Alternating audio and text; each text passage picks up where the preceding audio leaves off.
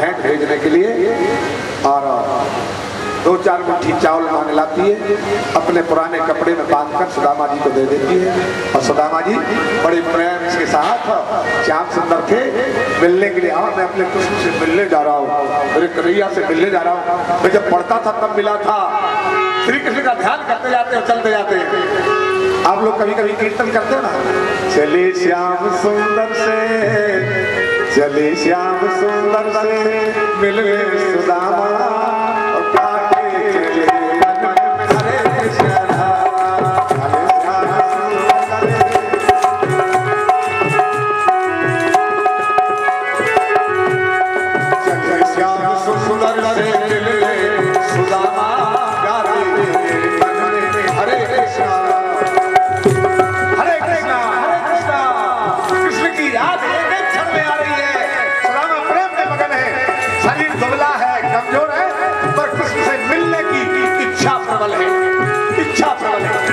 सुदामा जी बड़े प्रेम के साथ श्री कृष्ण से मिलने के लिए आगे बढ़ते जाते हैं। सज्जनों, जो भगवान की तरफ एक कदम बढ़ाता है, जो भगवान को पाने के लिए एक कदम बढ़ाता है, भगवान कहते हैं मैं उसे पाने के लिए 60 कदम बढ़ाता हूँ। जो तू धारे एक पग मैं धाऊं पग 60, ओ जो तू कर लो काठ 100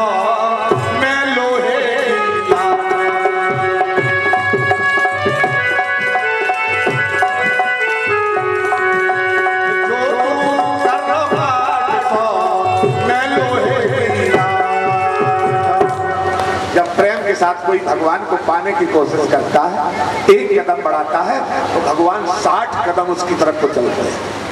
ये भगवान का नियम है। 60 गुना तुम एक बार तो याद करो, तुम एक बार याद करो तो तुम्हारी 60 बार याद करेगा। पर हम लोग इतने अभागे हो गए हैं कि हम उनकी याद ही भूल गए। पर वो इतने कृपालु हैं कि हम बिल्कुल भूल गए, पर इसके बाद भी वो हमें नहीं भूलते, वो हम सबकी याद रखते हैं। सुदामा मन में बड़े आनंदित होकर के चल रहे हैं। भगवान श्याम सुंदर इनकी मस्ती में मस्त जा रहे हैं और इनको योग माया के माध्यम से बड़े जल्दी उठवा करके, सुदामा जी पोरबंदर के रहने वाले थे। सुदामा जी पोरबंदर के निवासी, ये समुद्र के किनारे बड़े प्रेम के साथ योग माया के माध्यम से ये द्वारकापुरी पहुंचते हैं। द्वारकापुरी पहुंचते और द्वारका के ब्राह्मणों ने देखा कोई ब्राह्मण बाहर का आया है, इसे मालूम नहीं होगा। श्रीमद् भागवत महापुराण कहता है इसलिए बहुत सारे ब्राह्मण 2-4-10 ब्राह्मण इकट्ठे होकर के तो तुरंत सुदामा को श्री कृष्ण की पावन उस राजधानी में उनके महल के पास ले जाते हैं।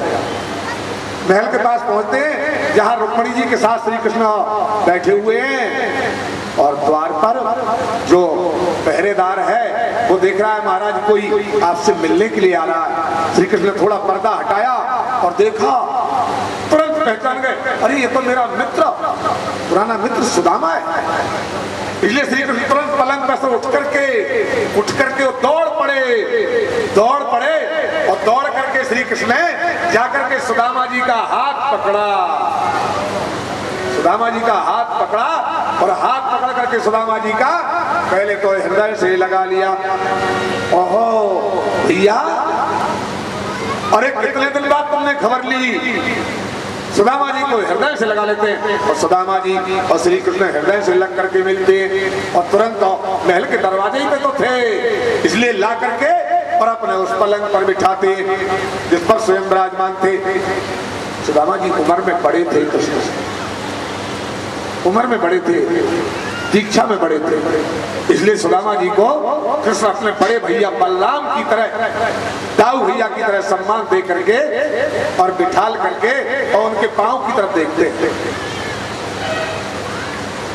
पांव की तरफ देखे तो सुदामा के पांव में दरारें पड़ी हुई है, बीमारी फटी हुई है। कन्हैया ने देखा, ओहो भैया ऐसे बेहाल विवायल को पग कंटक जाल गड़े पुल जोए हाय हाथ दुखायो सखा के तहत में खोए, पाँव में कांटे लगे, अपने हाथ से कांटों को निकालने लगते। अरे भैया तुम्हारे तो पाँव में कांटे लगे हुए हैं और ऐसी बुरी हालत हो गई है, अरे तुम कहाँ? और बड़ा ताना मार के कहते हैं देख सुदामा की दीन दशा। बुरी हालत देखी, बुरी हालत देखी सुदामा की, इतनी हालत बिगड़ गई। तुमने ब्रह्म विद्या सीखी थी मित्र, तुमने ब्रह्म विद्या सीखी थी, क्या तुम उसे भूल गए? ब्रह्म विद्या का ज्ञाता कभी संसार में दुखी नहीं हो सकता, तुम दुखी कैसे हो गए? इस तरह से देख सुदामा की दीन दशा, करुणा करके करुणा निधि रोए, पानी परात को हाथ छुओ नहीं, नैनन के जल सो पग धोए। श्री कृष्ण से दुखी हुए कि आंखों से आंसू की धारा बहने लगी और रोते रोते सुदामा के पांव के कांटे निकाल रहे थे, इसलिए आंखों के आंसुओं से और सुदामा जी के चरण धुल गए। इस तरह से सुदामा जी के चरण धोते हुए श्री कृष्ण आनंद कंदा सुदामा के और स्वरूप का चिंतन करते हैं। नहीं पाँव पगा तन पे न जगा, शरीर के वस्त्र भी फटे हैं, पूजन करते हैं, पूजन कर लगते मेरे बड़े भैया सुदामा जी, तुम इस तरह से दुखी हुए हो और बिठा करके स्वर पावन चरण अरविंदों का पूजन करती हैं। सज्जनों, इस तरह से जब द्वारका वासियों ने देखा ये दुबला पतला बूढ़ा ब्राह्मण और इसकी सेवा इतने कर रहे हैं, द्वारकाधीश सुंदर सुंदर भोजन कराने की तैयारी करवाते, भोजन करवाने की तैयारी करते हैं। महल में विराजमान सुदामा जी से श्री कृष्ण और बातें कर रहे हैं, बातें कर रहे हैं, बातचीत कर रहे हैं। भैया पर तुमने मुझे बुलाया नहीं। सुदामा जी कहते हैं मेरा तो एक विवाह हुआ, मैंने सुना कृष्ण तेरे बहुत से विवाह हुए, पर तूने तो बिल्कुल नहीं याद किया मुझे। कन्हैया कहते हैं दादा मेरे विवाह में पंक्ति देने का समय ही नहीं मिला, मौका ही नहीं मिला पंक्ति देने का, किसी को बुलाने का, सब विवाह ऐसे ही होते गए, पर आपका विवाह हुआ आपने तो याद नहीं किया। दादा ये बताओ बच्चे कितने हो गए आपको? सुदामा जी ने कहा 4-5 बच्चे। अच्छा तो कितने बड़े बड़े हैं? इतनी ने कहा अच्छा बड़ा इतना सा होगा और छोटा इतना बड़ा होगा। सुदामा जी खुजला पड़े, अरे उल्टी बातें करता है, अरे बड़ा है इतना बड़ा। और जैसे हाथ उठाया तो वो पोटली नीचे गिर गई, और जैसे ही पोटली नीचे गिरी, पुराने वस्त्र में थी इसलिए पोटली फट गई, कपड़ा फटा और चावल बिखर गए। चावल बिखरे और श्री कृष्ण आनंद कंदा और उन चावलों को उठा करके तुरंत ऐसे प्रेम से पाने लगे। अरे ये तो जब मैं वृंदावन में था तब कहीं यशोदा के द्वारा ऐसे तंदुल मिलते थे, ऐसा भोजन तो मुझे बहुत दिनों से प्राप्त नहीं हुआ। इस तरह से और सुदामा जी के फटे हुए और कपड़े से गिरे हुए चावलों को श्री कृष्ण बड़े प्रेम से पाने लगे। एक मुट्ठी पाया, 2 मुट्ठी पाए, 2 मुट्ठी पाए, तीसरी मुट्ठी भरने लगे तो रुक्मणी जी ने हाथ पकड़ लिया। अरे महाराज आपकी भाभी है, हाँ श्री कृष्ण के साथ भोजन करने को बैठते हैं, भोजन करने को बैठते हैं। कन्हैया सुदामा जी से गुरुकुल की बातें करने लगते हैं। भैया और जंगल में गुरु जी ढूंढने गए थे, सुदामा को याद आया का गुरुकुल का संवाद और ब्रह्म विद्या का पुनः स्मरण होता है। सज्जनों यहाँ पर सुदामा जी को श्री कृष्ण ने और पुनरावृत्ति हुई, सुदामा के हर्ष का ठिकाना नहीं रहा और बड़े सवेरे सुदामा जी कहने लगे कन्हैया हम तो अब जाते हैं। कृष्ण ने कहा दादा आपका मन है तो रुको हैं और अपने पुराने वस्त्रों को पहन करके वापस होते हैं। कुछ कथावाचक कहते हैं सुदामा जी ये सोच रहे हैं कि इसकी पत्नियां हैं तो वो पांव पड़ेंगी और दक्षिणा देंगी, कृष्ण दक्षिणा देगा। सुदामा के मन में दक्षिणा लेने की नाम मात्र को भावना पैदा नहीं हुई और ना सुदामा ने कृष्ण से कुछ मांगा। हाँ सुदामा ने कुछ नहीं मांगा, सुदामा जी चलते हैं, सुदामा जी वापस जाते हैं और श्री कृष्ण क्या करते हैं? श्री कृष्ण बोलिए रुक्मणी कृष्ण भगवान की जय, बोलो भक्तवत्सल सुदामा जी की जय। सजनो सुदामा जी जाते पर मन में इतना भी विचार नहीं करते कि मुझे कुछ माया को भेजकर सुदामा की पत्नी की इच्छा पूरी करते। योग माया जाती है और सुदामा की नगरी में पहुंचकर सुदामा की पत्नी से कहती है अपना महल बनाओ, बनवाना है, तुम्हारा सामान हटाओ। सुदामा की पत्नी ने कहा इसलिए, बोले तुम्हारे पति भेंट लेकर के गए थे, तुम्हारे पति भेंट लेकर के गए थे। सुदामा की पत्नी का भेंट हमारे घर से नहीं गई थी, भेंट तो हमारे गांव वालों के घर से गई थी। कहा हमारा नहीं है कुछ, हमारे गांव वालों ने भेंट दी थी, इसलिए गांव वालों देवी धन तो गांव वालों का था, पर तुम्हारे पति लेकर के गए थे इसलिए तुम्हारे में भटक गया। श्री कृष्ण की याद करते और अपने गांव को देखते वो द्वारकापुरी की तरह दिखाई दे रहा है। सुदामा की पत्नी ने सुदामा जी की अगवानी करने को आती है और आरती लेकर के सुदामा जी की अगवानी करती है। सजनों सुदामा जी की पत्नी को सुदामा जी देवी कृपा है। सुदामा जी बड़े दुखी होकर के कहने लगते हैं तुझे संपत्ति चाहिए थी, तुझे संपत्ति चाहिए थी, इसलिए कई भारी वैभव संपदा के महलों में सुदामा जी विरक्त होकर के रहते हैं। सुदामा जी विरक्त होकर के रह करके श्री कृष्ण का भजन करते हैं। श्री कृष्ण का भजन करने वाले सुदामा जी उस पावन नगरी में भी रह करके सारी सुख सुविधाओं से दूर रहते हुए भगवान का भजन करते हैं। बोलिए द्वारकाधीश भगवान की। सज्जनों श्री कृष्ण को पाने वालों को श्री कृष्ण प्राप्त होते हैं और संपत्ति पाने वालों को संपत्ति प्राप्त होती है। सुदामा की पत्नी को संपत्ति की जरूरत थी इसलिए उसको संपत्ति मिली पर कृष्ण नहीं मिले। सुदामा की पत्नी को कृष्ण का दर्शन नहीं हुआ और सुदामा को कृष्ण की जरूरत थी इसलिए सुदामा को कृष्ण मिले। सज्जनों हम लोगों का ये भाव रहे कि हम कन्हैया के बन जाएं और कन्हैया हमारे बन जाएं तो लक्ष्मी तो अपने आप श्याम सुंदर के पीछे पीछे दौड़ती आती है। इसलिए तुम तो यही कहो श्याम हम तो केवल तुम्हारे श्याम सुंदर श्याम सुंदर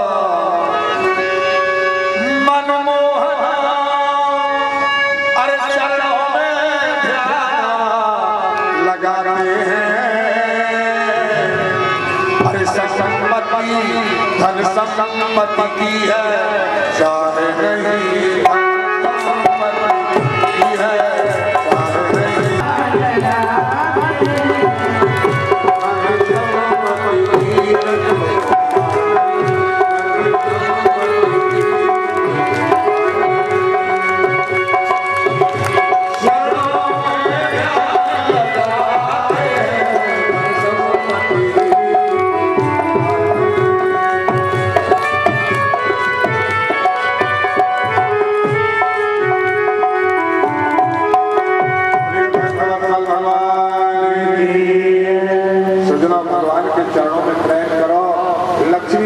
भगवान के पीछे पीछे स्वयं चलती और सुदामा जी पहुंचा देते हैं। जैसे किसान खेती करता है गेहूं पाने के लिए चना पाने के लिए तो खेती करता है गेहूं पाने को चना पाने को और एक चीज उसे फ्री में उसके पीछे पीछे साथ में आती है वो क्या है वो भूसा।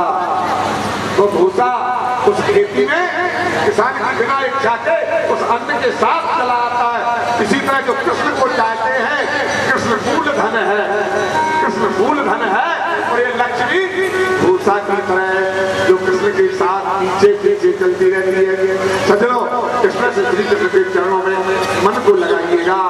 सज्जनों इस कथा से आगे हम थोड़े आपको और ले जाना चाहते हैं। लोग तो सुदामा मिलन पर आरती की तैयारी करेंगे, आरती की तैयारी करते हैं तब तक हम आगे की ओर ले जाना चाहते हैं। श्री कृष्ण 90 अध्याय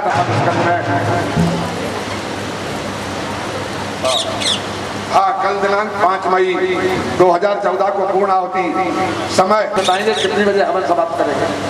हाँ लगभग 10 बजे हवन समाप्त हो जाएगा, 10-11 बजे हवन समाप्त हो जाएगा।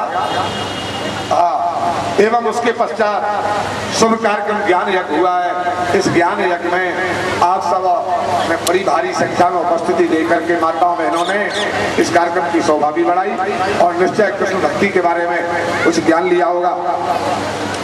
इसमें और हमारे बीच में जो पधारे हैं श्री गणेश प्रसाद यादव, पूर्व पार्षद, श्री जय नारायण तिवारी जी वकील साहब, श्री मदन यादव, इनका इंदिरा कांग्रेस नेता श्री गोवर्धन यादव वकील साहब, श्री मुकेश यादव समाज सेवी, अशोक यादव, श्री रमेश यादव, श्रीमती राधा यादव, सुभाष यादव, जगदीश चौक से श्री अशोक शर्मा, श्री सुदेश कौशल, श्री बबलू यादव, श्री राकेश जायसवाल, श्री भगवान सोलंकी, श्री आनंद यादव, श्री कन्हैया लाल यादव, श्री राम यादव, श्री शर्मा जी पंडित जी, श्री रामेश्वर पटेल, श्री नारायण सोलंकी जी, फूलचंद साहे जी, आप सभी लोग और आपके साथ और उपस्थित भक्तगण सभी इस कार्यक्रम में पधारे हुए हैं। इस मंच से हम उन सभी भक्तों का हृदय से और सम्मान करते हैं और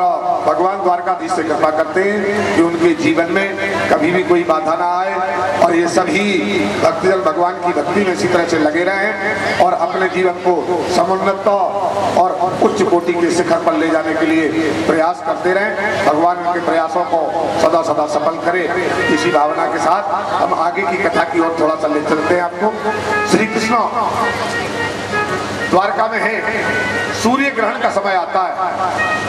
उस समय द्वारका से श्री कृष्ण अपने सभी और साथियों को लेकर के, रनिवास को लेकर के कुरुक्षेत्र में जाते हैं और सूर्य ग्रहण पर बाबा नंद जी, मथुरा से उग्रसेन, हस्तिनापुर से पूरे पांडव, सारी दुनिया के लोग, वृंदावन से गोपियां, गोपगवाल, ये सब आकर के कुरुक्षेत्र में इकट्ठे हुए। कुरुक्षेत्र में सब इकट्ठे हुए ग्रहण के समय पर और वहां पर वसुदेव जी ने बड़ा सुंदर यज्ञ किया और वहां पर श्री कृष्ण की पूजन समस्त ऋषियों मुनियों ने वहां श्री कृष्ण की पूजन की और श्री कृष्ण का पूजन वंदन करके श्री कृष्ण चंद्र आनंद कंद से उपदेश ग्रहण किया। श्री कृष्ण जो उपदेश दिया कुरुक्षेत्र में वो अति श्रेष्ठ श्रीमद् भागवत कथा का सुंदर रस वर्णन है और यही कारण है कि श्री कृष्ण को सभी ऋषियों ने जगत गुरु कहा। वो सारे संसार के ऋषि मुनियों को और सभी को ज्ञान देने में समर्थ सक्षम ऐसे श्री कृष्ण चंद्र आनंद कंद को और सभी ऋषि मुनियों ने जगत गुरु कहकर संबोधित किया और श्री कृष्ण ने इन समस्त ऋषियों को ज्ञान दिया और वसुदेव जी द्वारा यज्ञ संपन्न कराया और सभी ब्रजवासियों से भी मिले बैठे, हस्तिनापुर वासियों से भी मिले बैठे, सबसे पुनर्मिलन और इनका कुरुक्षेत्र में हुआ। इसलिए सब ब्रजवासी आनंद में है, सब मथुरावासी, सब हस्तिनापुरवासी, सभी श्री कृष्ण के इष्ट मित्र, इन सबका मिलन कुरुक्षेत्र में हुआ। सज्जनों, इस कथा को सुनते हुए राजा परीक्षित और 12वें स्कंद तक गए और परीक्षित जी ने जब इस कथा को सुना और समापन की ओर जाते हैं तब सुखदेव जी ने कहा, परीक्षित तुम्हें उस तक्षक का भय तो नहीं लग रहा? परीक्षित ने कहा, महाराज मैं श्री कृष्ण की कथा में इतना आनंद में डूब गया हूं कि मुझे मृत्यु का भय नहीं है। निश्चय ही मुझे मेरे सामने वो तक्षक खड़ा रहे पर मुझे कोई भय नहीं है, क्योंकि सुखदेव जी ने आत्म तत्व का ज्ञान, आत्मा का ज्ञान और परीक्षित को करा दिया था। इसलिए परीक्षित को वो तक्षक नाग आता है अंत समय में और परीक्षित योग क्रिया करके अपने प्राण को और इस शरीर से निकाल करके और इस कथा के प्रभाव से दिव्य धाम को जाते हैं और तक्षक आकर के परीक्षित के शरीर को काटता है, जो तेज विकराल और जहर के कारण शरीर जल के भस्म होता है और परीक्षित इस कथा के प्रभाव से और दिव्य धाम को प्राप्त होते हैं। धन्या भागवती वार्ता, ये भागवत की कथा धन्य है, धन्य है, सत्य का बोध कराती है, सत्यम परम धीमहि, ये सत्य का बोध कराने वाली कथा। परीक्षित सुन करके मुक्ति को प्राप्त होते हैं। सज्जनों, इस कथा को और जो लोग श्रवण करते हैं प्रेतों का भी इससे उद्धार होता है और जो लोग इसे मन से श्रवण करते हैं उनके लिए श्याम सुंदर की प्राप्ति होती है। इस सत्संग, ये भागवत कथा मनुष्य को कृष्ण प्राप्ति करम सर्वश्रेय करम श्री कृष्ण की प्राप्ति कराने का माध्यम है। इसलिए आप इस सत्संग में पधारे, आरती हमारे पारिषद जी तैयार कर रहे हैं, तब तक आप इस सत्संग के माध्यम से केवल 2 लाइन 1 मिनट में भगवान की इस पावन कीर्तन का उच्चारण कर लें। भागवत कथा ये सत्संग जीवात्मा को श्री कृष्ण से मिलाने के लिए, भक्तों को भगवान से मिलाने के लिए, मेरे श्याम जी से मिलने का, मेरे राम जी से मिलने का इस सत्संग का